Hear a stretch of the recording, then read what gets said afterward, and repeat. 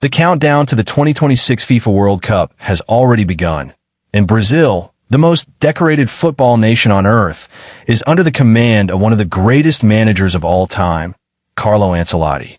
The qualifying campaign is over, the clock is ticking, and the Italian coach now has just a handful of opportunities left to shape the final group that will carry the green and yellow flag on the world stage. With only 2 international breaks left in 2025, every call-up becomes a test, every friendly a laboratory, and every player's performance a chance to secure their place in history. But here's the big question. Who will Ancelotti give one last chance before the World Cup? Today, we'll break it all down. I'm going to show you 7 players who are very likely to receive a call-up from Ancelotti in these final months of preparation. Some of them are legends you already know. Others are surprise names that could spark debate across Brazil.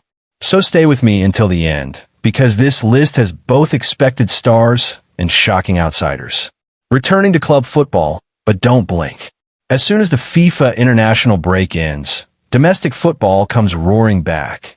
The Copa do Brasil, the Brasileiro, and international tournaments. And while fans dive back into club action, the reality is that these leagues will also serve as Ancelotti's scouting ground. Every weekend match, every standout performance could tilt the balance in favor of a player earning that crucial Brazil call-up. And make no mistake, in October and November, when Brazil faces Japan, South Korea, and likely 2 African opponents, the spotlight will shine brighter than ever. These games are the perfect testing grounds.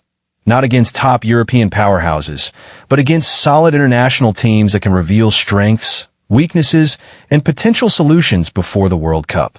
Let's start at the back with the goalkeepers. For years, the debate has been between Alisson and Ederson, and recently other names have popped up as well.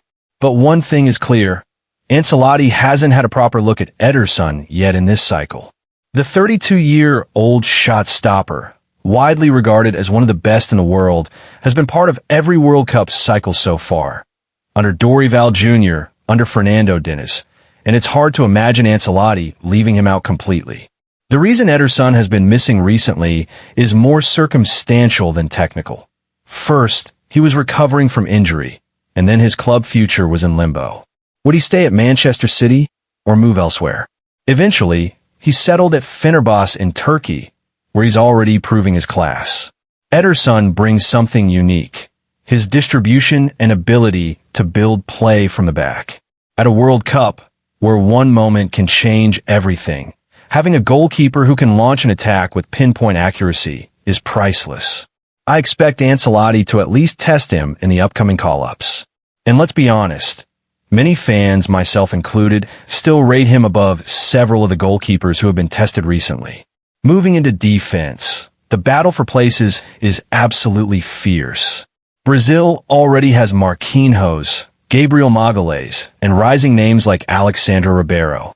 But one man who hasn't yet returned to the national team's spotlight under Ancelotti is Eder Militão of Real Madrid. Here's why his case is almost undeniable.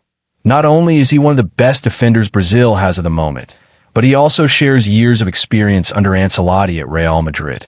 The Italian knows Militão's strengths inside and out, his physical dominance, speed, and versatility. He can play as a central defender or even as a right back when necessary. For me, it's not a question of if but when. Militão will almost certainly be tested, and barring injuries, he is a strong candidate for the World Cup squad. Now here comes a name that will divide opinion. Lyanco, the 28-year-old defender from Atlético Mineiro. Many fans may raise their eyebrows at this, but the truth is Lyanco was already in Ancelotti's plans for the last international break against Chile and Bolivia. Unfortunately, injury kept him out. Otherwise, we would likely have seen him in action. Lyanco has been consistent in Brazil's domestic league, showing the kind of reliability that can be valuable in a tournament setting. Ancelotti clearly values him enough to have considered him. So don't be surprised if he gets a shot in October or November. He might not be a guaranteed starter, but he could add depth and competition to the squad. And now, let's talk about the elephant in the room, Neymar. Will Ancelotti finally call him back? So far, The coach's explanations have shifted between fitness concerns and tactical decisions. At 33 years old, Neymar is no longer the explosive player we saw at Barcelona or PSG. But even today at Santos, he's showing flashes of brilliance, and most importantly, he's been able to stay fit and consistent. The reality is simple. You cannot go into a World Cup without at least testing Neymar. His influence, his experience, and his ability to create something out of nothing are unmatched. The bigger question is where he would fit tactically. Would he play as a false nine? As a classic playmaker? Or maybe even deeper, orchestrating from midfield? We won't know until Ancelotti tries it. But my prediction is that Neymar will feature in at least one of the next 2 international windows. The fans demand it, the media demands it, and honestly, the squad itself could benefit from his presence. Another familiar face is Rodrygo, and despite his recent dip in form at Real Madrid, it's almost impossible to picture a Brazil squad without him. Rodrygo is versatile, dangerous with both feet, and has a proven track record under Ancelotti in Europe. Remember those Champions League nights where he scored decisive goals? That's the kind of mentality Brazil needs. In the last international break, Ancelotti left him out not because of a lack of trust, but to test new names like Luis Enrique and Samuel Lino.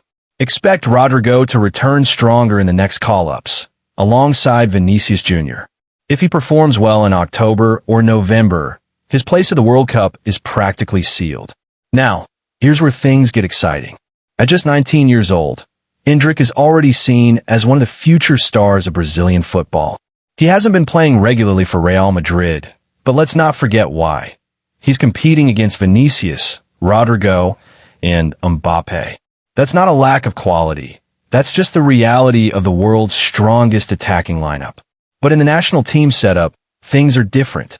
Brazil is still searching for a reliable number 9. João Pedro has shown flashes, but hasn't yet dominated in the yellow shirt. That leaves room for a bold option, and Endrick has already proven himself in friendlies against England, Spain, and Mexico. He scored, he showed maturity, and he embraced the pressure. For me, Ancelotti will give him at least one more chance before the World Cup. Whether or not he makes the final cut depends on how he performs, but Endrick's raw talent and fearlessness are exactly what a team needs in knockout football. Finally, let's talk about another number 9, Pedro from Flamengo. At 28 years old, Pedro brings something Brazil desperately needs, a true center forward with clinical finishing. He was part of the 2022 World Cup squad, but missed much of the current cycle due to injuries, including a devastating ACL tear in 2024. Now that he's fit again, the question is, can he find his form in time?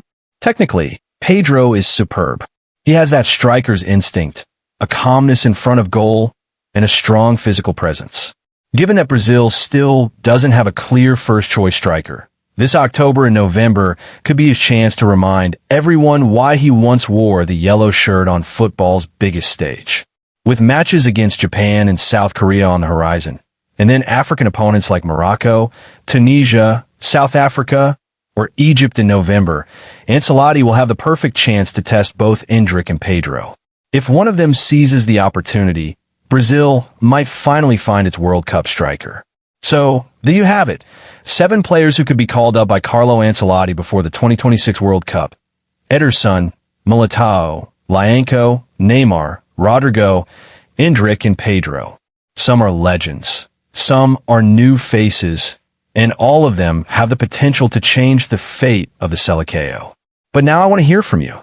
Which of these names do you think deserves to be in Brazil's squad? And who do you believe should be left out? Drop your opinions in the comments, because this debate is only just beginning. If you enjoyed this breakdown, don't forget to hit the like button, subscribe for more Brazilian football updates, and share this video with your friends. We're building up to the World Cup, and the road is only getting more intense from here.